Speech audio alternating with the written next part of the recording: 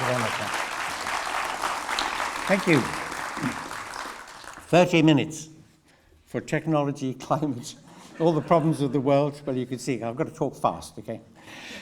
The whole idea underlying the humanist impulse is justice, thinking about the good, not just for the human beings, but for the world as a whole, because we see human experience, human life, human choices as being completely integrated with everything, all the way from the microbes in the soil to the overall temperature of the planet's atmosphere. This is a total ecology, as it were, social, physical, biological, economic ecology that we occupy.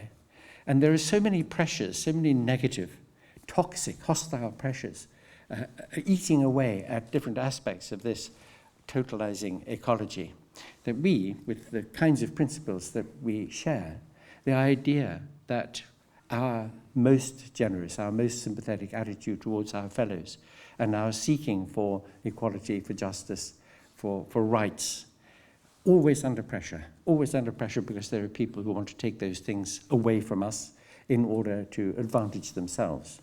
There is a law, a kind of iron law that needs to be broken if we're to achieve what we want to achieve in respect of the kinds of pressures on that overall ecology. And the law says anything that can be done will not be done if it can be stopped by people who will have to pay a cost if it gets done. Anything that can be done, this is the corollary, anything that can be done will be done if it brings an advantage to whoever can make it happen. So there might be things that we don't want to happen in our world, and I'm going to talk about one or two of them in a moment, but they bring advantage to some people, to wealthy people or to certain governments, and therefore they will see them done unless we are active enough and energetic enough to stop them. And I'll explain that in a moment. Perfect example of the first form of that law, anything that can be done won't be done if it can be stopped by somebody with the power to stop it. Perfect example of that is Trump, when he was president, resigning from the 2012 Paris Accords on the climate. You may remember when he was conducting his election campaign, he held up a sign saying Trump digs coal, because the coal mining industry was one of his major donors and coal miners were among his voters. And so he was in a position to stop something being done or to interfere with something being done that could have been done. Further endeavor to reduce the use of fossil fuels. So that's a perfect example of how that law can work. It's a self-interest law. It's a law about arms races. I mean, think, for example, of the development of dangerous kinds of weapons, which I'll say something more about in a moment because it's a very crucial and dangerous development in our world in the technological sphere.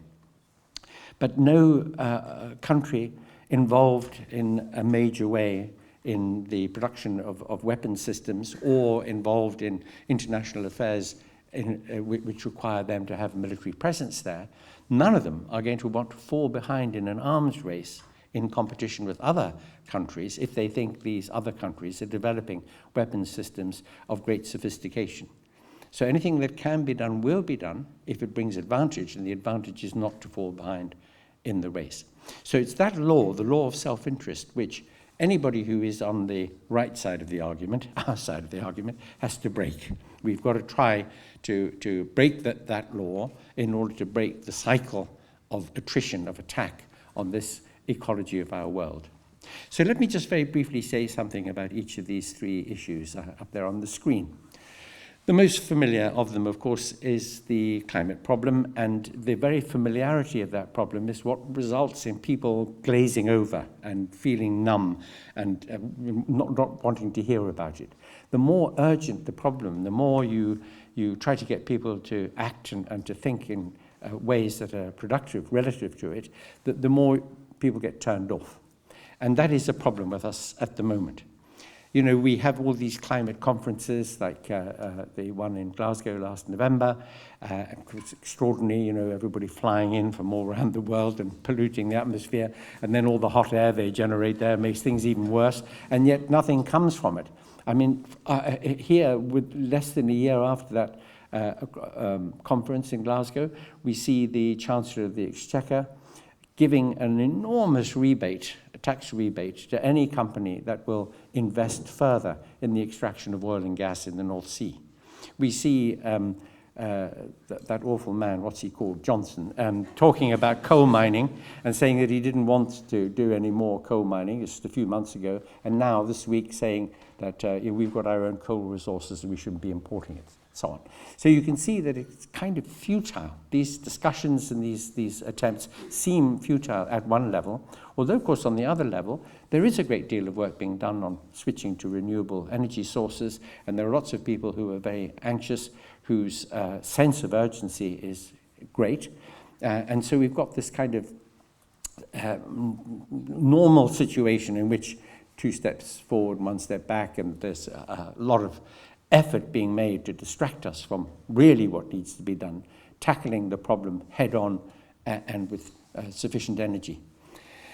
And when we think about the climate problem, we hear people say, well, we need to keep global warming below 2 degrees, we need to aim for 1.5 degrees. That's an admission that the warming of the climate is unstoppable. It's a process which, even if we were to now rule out all use of greenhouse gas producing systems, would continue on for hundreds and hundreds and hundreds of years, and the climate would continue to warm. The situation we're in now is a situation of mitigation and adaptation, not of reversal, not of solving the problem. Science may find some way in the medium or long-term future to reverse things, to capture carbon, to change the composition of the atmosphere in ways that are healthier, take us back to where we were in the 18th, 17th century, let us say. But that doesn't look likely just at this moment. So at the present time, everything that's being done is being done in the way of mitigation and adaptation.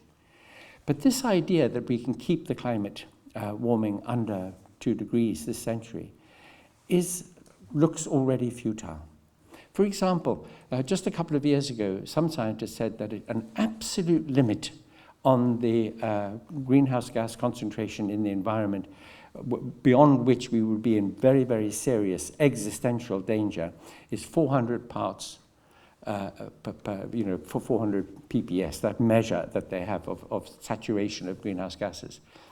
Just last week, the monitoring observatory in Hawaii, which is where they test what that degree of saturation is, recorded 421 ppm. And this is shocking. I mean, it really shows that matters have passed the crisis point already. Let's dig down as humanists into thinking about what that means. Look at our fellow creatures on the planet. Every single species of animal and plant on this planet has to migrate 1 kilometer a year at least, northwards if in the northern hemisphere, southwards if in the southern hemisphere, in order to remain in the habitable zone to which they are evolutionarily adapted. This means that the hotter parts of the world already between the tropics is already becoming unsustainable and dangerous, very, very fragile. We see extreme weather events, we see droughts, we see enormous fires, we see an increase in the number of hurricanes and typhoons in the Gulf of Mexico, and all this is a result of warming. And the warming has a kind of trigger point danger to it, which is that at a critical moment, there's a kind of trigger and cascade effect like this. If the ocean temperatures rise but very much further, there could be massive release of methane gases from the seabed and from permafrost in Canada and Siberia. And these methane exhalations would have a very, very rapid effect on further warming and further climate change. And we are very, very close to that kind of trigger at the moment. And it's alarming. It's very worrying. So we think about all our fellow living things on the planet, the danger they're in, the pressures they're under, and the mass extinctions which have been happening already and are in process. But let's think about us, about human beings, and consider just the following two, which bring to life the human impact of this. How many hundreds of millions of people live on and near the seashore on all the continents of the world? They're very vulnerable to sea level rises. When those sea level rises happen in ways that force people to leave those littorals around the world, what we've seen in recent years of refugee crises from Syria, from Ukraine, will be dwarfed by the hundreds of millions of people having to move away from their homes, places where they live. The whole of Florida will drown. Bangladesh will drown. The southern half of London will drown. There will be many, many places around the world where this happens. And these hundreds of millions of refugees will be moving into countries themselves already stressed and in trouble because of climate change and the effect on agriculture, food supplies, and fresh water. You can imagine the catastrophe, the global catastrophe involved in that. And then drill down into to the level of individuals and think, what we call the poor South, although it's not only the Southern Hemisphere, of course, it's also areas of South Asia and so on. But in the poor South, very, very few women learn to swim. Most women wear clothing, which, if they get caught in a flood or fall into a river, will drown them. I mean, these are just two little seemingly marginal considerations, but think about the impact. The people who are going to be most affected in the poor South by climate change are women, partly for those reasons, but for others too. It's women who look after children, the elderly, the ill. It's women, girls who have to go and fetch water. And when they have to walk further and further and further to find fresh water, they're more and more vulnerable to harassment and attack. The human cost of these things is already being felt in a lot of these communities. And yet, we think in global terms, we think in terms of numbers, and we don't think about the individual human cost and about the impact that our world will feel when the trigger points are passed. So this is a matter of tremendous urgency. It cannot be solved by individual countries, nor by individuals within those countries. However assiduous we are in recycling, sorting out our plastic and our cardboard and what have you, and trying to be very careful, and it is good to be careful and mindful because it keeps the problem before our noses. But no individual person and no individual country can do very much to solve this problem. It has to be a global solution. The world has to work together to do something about this problem. And yet, the self-interest law, the law of competition, perhaps we better not be too fast in moving from fossil fuels that might reduce output and diminish the economy, so we don't want to fall behind in the race against other economies. And for that reason, we see countries, economies dragging their feet and not doing enough. And yet the world is running into this disaster. The technology problem is a much less familiar one, although bits of it are familiar.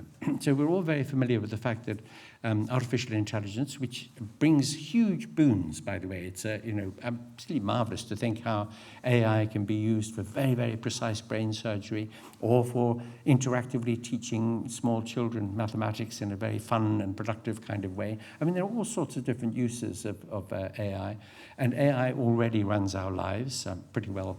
All of us have got AI in our pockets at the moment, in our mobile phones and so on. So we've benefited hugely from these advances, but we also have to ask some questions about some of the applications of AI.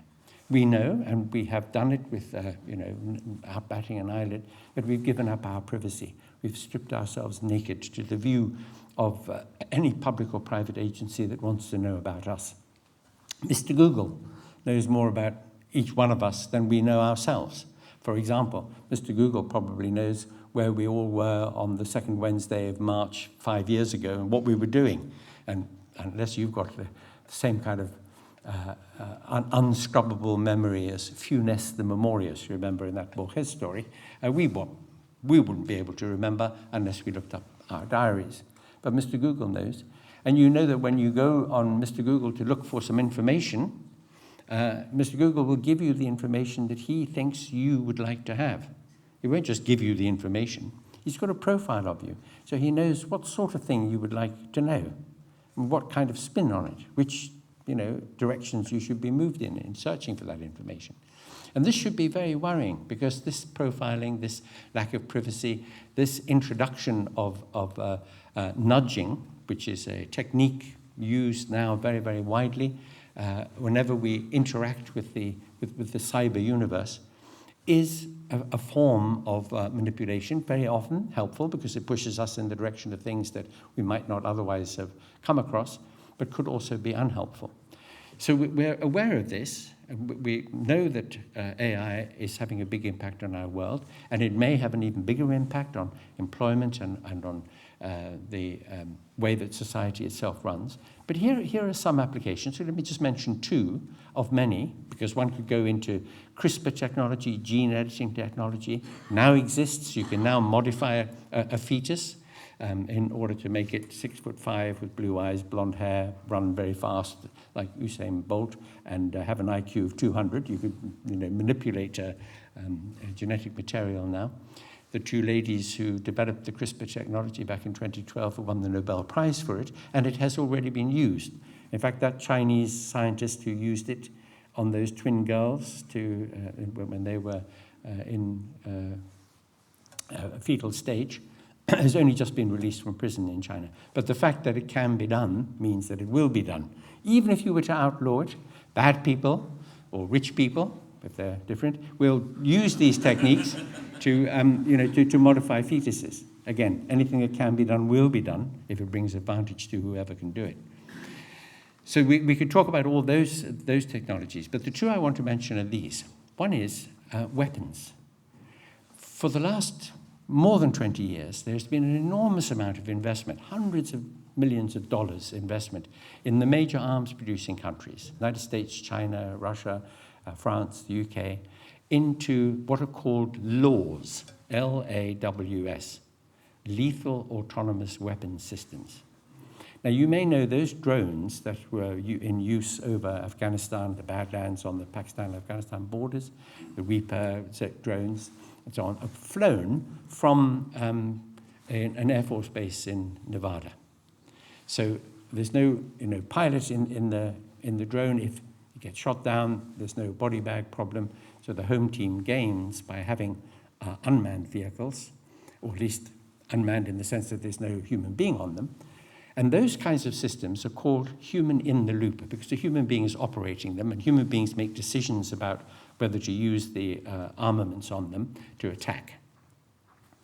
There are already systems in operation called human on-the-loop systems. So these are anti-missile defense systems used by some of the major NATO navies. It's known as the CWIS system. So what happens is, if a hostile missile is rushing towards the ship, the system picks it up and it blows that oncoming missile out of the sky. It's a little bit like the Iron Dome system that the Israeli Defense Force uses against rockets coming in from Gaza. Now, that is called a human on-the-loop system because somebody is monitoring the activity of this CWIS system, so that if it's not a hostile missile, but your Ryanair jet off course, then it can do something about it and you can get to your holiday destination. Human on-the-loop. But these laws, lethal autonomous weapon systems, the autonomous means that once they're programmed and set going, there is nobody monitoring them, there's nobody operating them from anywhere. They are autonomous. They go and do the find, fix, and finish, which is what military activity might be aiming for in situations of conflict, and they will be doing it on the basis of the system, the AI, which is operating them. And that AI has to be incredibly sophisticated because it's got to be able to read intentions. It's got to be able to tell the difference between somebody in trouble or surrendering and somebody about to throw, let us say, a hand grenade at it if it's a surface laws. It's got to be able to do what we learn to do, we human beings, in understanding something of what people intend, what they feel, what they're about to do. And in the tumult, the heat, the noise, the difficulty of situations of combat and conflict, you may say, well, better to have a laws than a human being, because human beings can be angry or be frightened, can be confused, they might be filled with hatred, they might do things on the basis of their emotions and not be rational and careful, even though military personnel are extremely highly trained in order to be dispassionate as possible in situations where rational thinking is required. So let's have these laws. But then will these laws do what we hope trained military personnel will do? That is to be able to discriminate between genuine military targets and those that aren't? Will these laws be able to be very proportionate in their activities? Will they conform to the humanitarian laws of war? If they're programmed to, will the program work? If the program doesn't work, if a laws system demolishes a hospital full of children, who's accountable? Who is going to be challenged over the fact that that happened? I mean, these are serious questions to ask about the military applications of AI, and the rush towards the use of these systems and the development of these systems, it has gone so far that it is par excellence an example of that self-interest law. No major military nation in the world is going to allow itself to fall behind in the degree of sophistication of weaponry. If you dig into the news that comes out of Ukraine and the kind of weapons that NATO are providing to Ukraine, and the kind of weapons like the thermobaric weapons that the Russians have used, and these are weapons which don't destroy buildings, they just kill people, so you don't enter into a wrecked city. The advanced technology of weapons is making the world an even more frightening place. Another example is this. In Japan, which is one of the leading economies in the development of robots, so the systems using AI but robotic systems, over 90% of the robots sold in Japan are sex robots. And this is an interesting thought, this one. Anyway, the great majority of them, but by the way, another leading producer of sex robots is California, as you would expect. And the great majority of the sex robots in question are female form, and sort of quite dishy looking. They're programmed. You can order what program you want, which is one of the troubling aspects of them, because you can order rape scenarios or whatever, which has caused a lot of concern.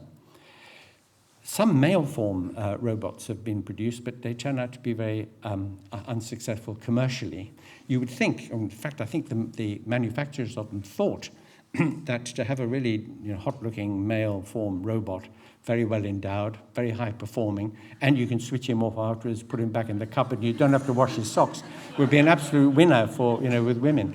But of course, women are too smart to fall for that kind of thing, so they haven't been very successful commercially.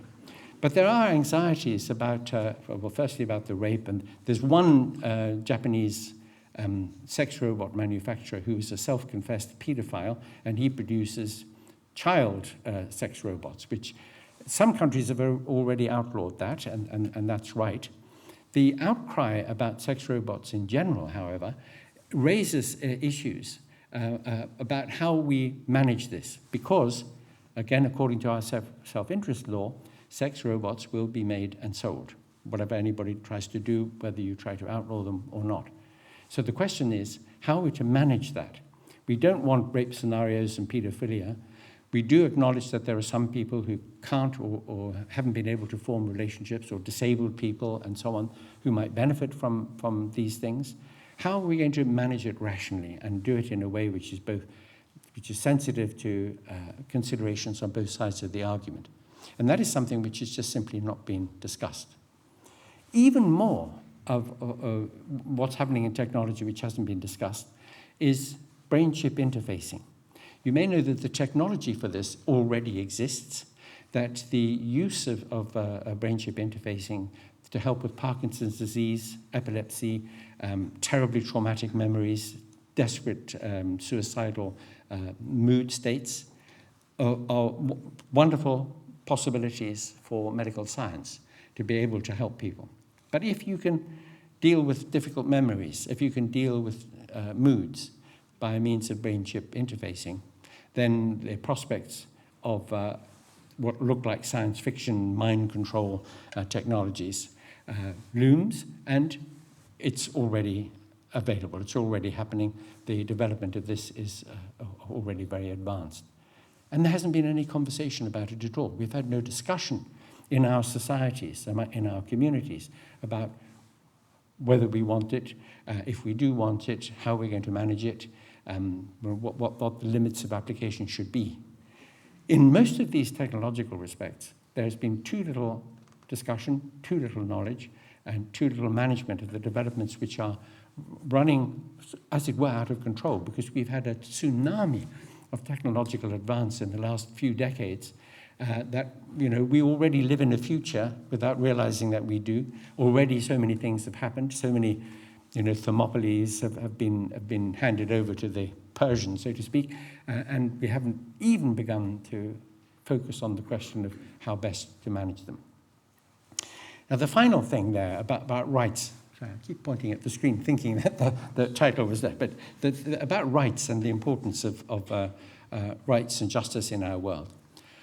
One of the main reasons why, both on the climate issue and on the various technological developments which raise such serious questions for us, we, the people who vote, people even in advanced so-called democracies like this one, have so little actual control over these events, so little actual control over what governments do. We in the United Kingdom have an opportunity once every 4 or 5 years to an all-or-nothing package, election manifesto. As we all know, most party political support is very tribal, and people would vote for the donkey with the rosette on it if the rosette was the right color. And so we don't really think enough, dig deeply enough, have enough say. If the G7 countries, or ideally the G20 countries, were genuine democracies with a very, very proportional systems of representation, so that the governments that were formed were reflective of the interests, the diversity of needs and interests in the society, and regarded themselves, that's the governments, regarded themselves as servants of the interests of the people, and try to work out programs of government that would really be in the interests of the people, then in that kind of idealized situation, you would expect that governments would want to work with other such governments in order to try to solve some of these problems. And if the G7 countries, or ideally the G20 countries, were to agree on a major all-out war-footing program on climate, and if they were to think seriously and clearly about what bits of technology we want and how we're to control the ones that have potential misuses, then these things would happen. But they don't happen because even in the EU, even in ASEAN, even in America and South America, groups of nations working together and sharing, sort of market access, even in those groupings, individual states and countries will still be looking at their own interests and still be anxious about not falling behind other ones. And so it is the voice of the people, our right to have a say, and genuinely to influence government and genuinely to get governments working together, which is crucial. And yet, the vast majority of people in our world don't have a voice. They don't have enough pull, enough push. They don't have enough influence over governments, even corporately, even in our political activities. There is an enormous deficit of justice and rights, and because there's an enormous deficit of that, there is also an incredible amount of inequality in our world. And inequality is unjust, and it is also toxic. When there is a big difference between the rich and the poor in a society, that is very, very destabilizing. And people, the way we think about these things and discuss them, it's very odd how somehow when people talk numbers and talk about millionaires and billionaires and so on, they don't really understand the impact of that. You've heard that there are more billionaires in the United Kingdom now after COVID than there were before COVID, because so many of those billionaires made a heck of a lot of money out of all the things that needed to be done, all the government contracts, all the delivery of food, all the use of buying on the internet and so on, which the COVID crisis potentiated. What is a billionaire? Think of this. 1 million seconds is 2 weeks. 1 billion seconds is 32 years. That's the difference between a million and a billionaire. 1 billion seconds is 32 years. Think of that. I mean, just think of the proportions here. And people talk about billionaires who have not 1 billion, but billions, plural. What the hell do they do with it? I mean, it's just beyond imagination. How many mansions can you live in, or how many super yachts can you sail in, or how many private jets can you fly in at any one time? It's just beyond imagination. And yet we chuck these words around, billionaire and so on. We don't realize that the way the world is organized by those who are in a position to organize it is siphoning money constantly away up into the pockets of people who have more money than imagination can possibly know how to spend in a lifetime.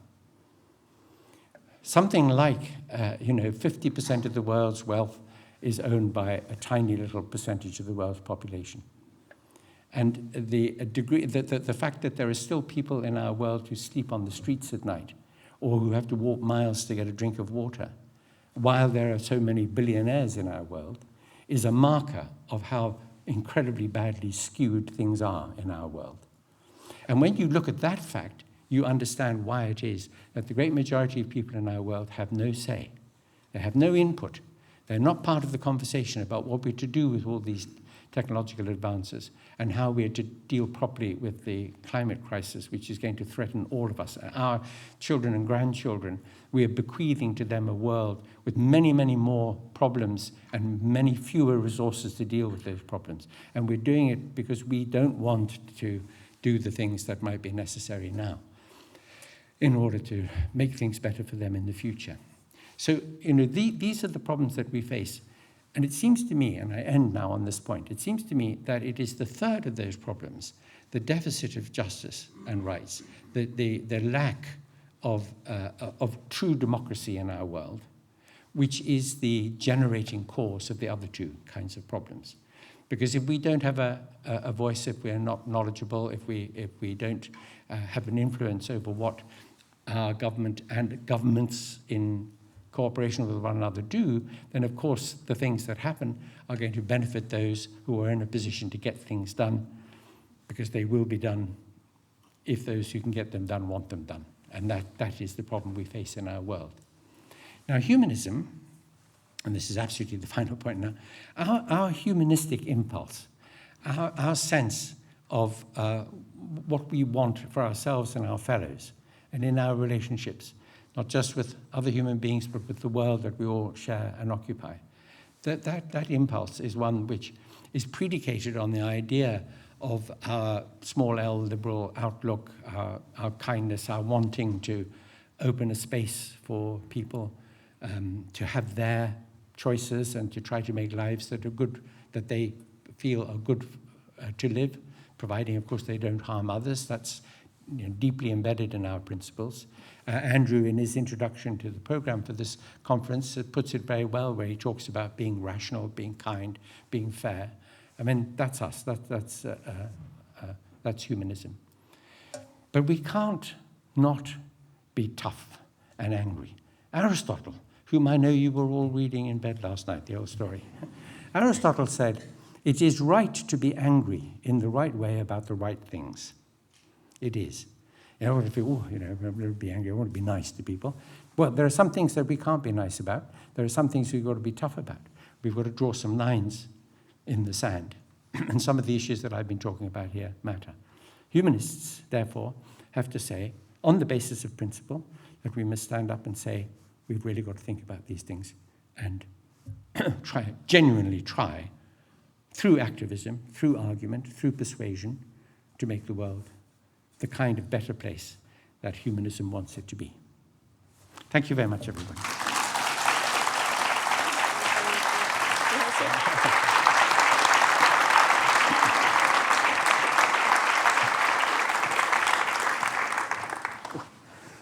So thank you, Anthony. That was incredibly interesting and sobering and thought-provoking.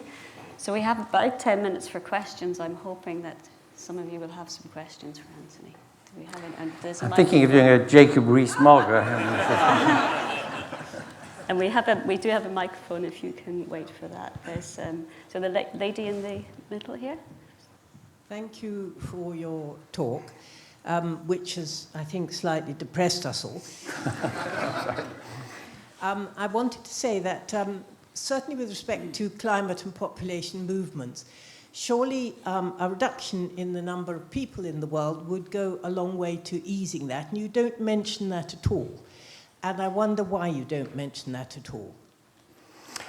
Well, it's a slightly tricky one, this, in the sense that great anxieties over population, overpopulation, and the very rapid expansion of the world population. After all, I think when I was born, there were about 2 billion people on the planet, and now nearly 7 billion. That is a very, very frightening thing to think about.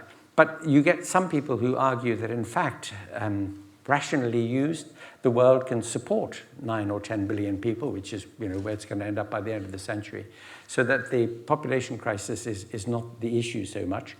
And allied to that is the rather interesting point that some people think that dealing with the climate crisis should involve us in producing less and consuming less.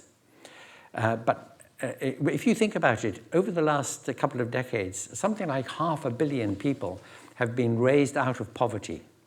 And when people are raised out of poverty, it's because they are consuming and producing more. And it would be incredibly unfair of those countries where the standard of life is very high to say of countries which are developing at the moment, no, you can't develop because you can't become like us because we've got to save the planet. So instead of reducing production, consumption, and population, we should make them sustainable. So sustainable production, sustainable energy use, sustainable consumption.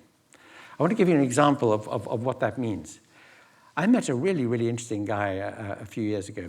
But by the way, this was going to a conference in Chile at the invitation of the Chilean government, and they had, as an inducement, offered us a weekend in the Antarctic. So who's going to say no to that?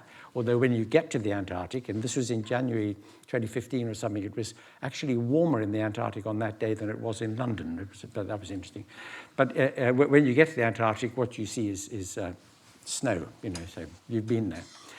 But I met this guy there who asked me the following question. He said, how much of the fresh water consumed in the United Kingdom is imported from outside the country? And I thought, well, what does he mean? Evian bottles, or what does he mean?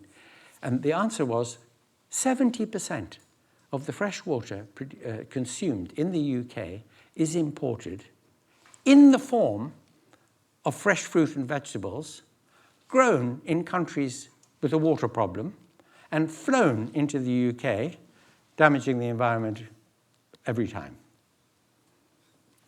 Now, when you talk about sustainable production and consumption, that is an example of completely unsustainable production and consumption. And it shows you where you ought to be looking to deal with these problems. And the same thing about population is, it's not so much a question of saying that people mustn't have children or have fewer children. I mean, look at what's happened in China. The one-child policy in China has resulted in age gap problems, in the fact that they've now got to encourage people to have children. They're doing the reverse that they did with the one child, the Xiao Huangdi problem, as they called it, the little emperor problem. And it's a question of sustainability and of finding ways of dealing with population increases that don't overburden the environment or the planet. And when you fly around the planet, you see that it's not a problem of room, of space. It's a problem really of how we manage the numbers where they are. Fabulous, thank you. There was a gentleman who was very keen at the back here to ask a question, so we can fit one more in. My question answered. Oh, yours has been answered. Okay, we have time for one more question. So this gentleman here, please. How do we apply the law of self-interest so that it prevents some of the things that we don't like? Well, there are a couple of ways that one could do it. The first is to expand the denotatum of the word self, so that it's not just me or us, in this one little community, but the world community. So let the world community be self-interested and save itself from rushing into creation of further and worse problems. So that would be one way of doing it. And that means, of course, getting people signed up for the process of dealing with those problems. Getting people by word of mouth, by discussion, by activism, by joining the right organizations to become fully aware, not only of what the difficulties are, but some of the things that can be done about them. I remember, because I want to tell people this story at every opportunity, the story of Adlai Stevenson running for the presidency against Eisenhower back in the early 1950s. Maybe one or two people here might remember that happening. He was a very intellectual man, a very thoughtful man, a reader. And somebody said to him, Mr. Stevenson, every thinking person in America is going to vote for you. And he said, I'm very pleased to hear it, but I need a majority. Now, this is the problem that the world faces about lack of information, lack of attention, lack of interest on the part of so many people. So we, that is those of us who are concerned and want to do something about it, have got to become educators, got to become informers, got to become persuaders. And you might meet and talk to 10 people in the course of a week and try to wake them up to these problems, and 9 of them may dismiss you or not be interested or might not attach. But if you just get one person, publishers say that what makes a book a bestseller is word of mouth. It's not advertising and reviews. It's person to person. So what can we do? Let us expand the class of people who fall under that, and let us try to hire in more people by persuading them to take part. That's that. And then the second thing, of course, I'll say more briefly, is political action. We've got to force our politicians, and especially if we could get a decent system of representation, to be really serious about not just getting re-elected because they've done something for the economy in the wrong kind of way, but being really serious about the genuine interests of the country and the planet. So activism, talking, persuading, that would be the easiest thing that any one of us could do, and that doesn't cost us a penny. Lovely. Thank you, Anthony. So thank you for your great questions. And thank you, Anthony. Again, it's always a privilege to hear you speak. So that's our first session. I think the next one begins in maybe 5 or so minutes. So I'll let someone else take it from there. So thank you very much.